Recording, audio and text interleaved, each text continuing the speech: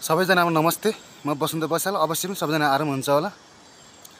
पछाडि देखिरहनु भएको छ म अहिले गुल्मी जिल्लाको रिडी रुरु गाउँपालिकामा पर्ने रिडी बजारमा छु।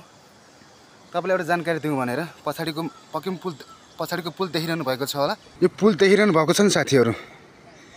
यसरी यो पुलले तीनटा जिल्ला छोएको छ। यसलाई तीनमुखे पुल भन्छौँ हामीले साथीहरु। यो तीनटा जिल्ला छोएको छ। यसरी यो पारिपट्टि तलको पुलबाट यसरी तलको पुलबाट यो पारि गए पनि पाल्पा जिल्ला गयो। यो पाल्पा जिल्ला हो। यसरी यो पुलबाट यसरी गए पनि सेङ्जा जिल्ला पुग्यो। यो सेङ्जा जिल्ला हो साथीहरु। यो खोलापारी सेङ्जा जिल्ला। यो खोलापारी चाहिँ उता पाल्पा जिल्ला। यसरी यो पुलबाट आइसकेपछि यो चाहिँ हाम्रो गुल्मी जिल्ला साथीहरु। यो गुल्मी जिल्लाको रुरु रिडी बजार भन्ने यो त माथि नै पर्छ साथीहरु।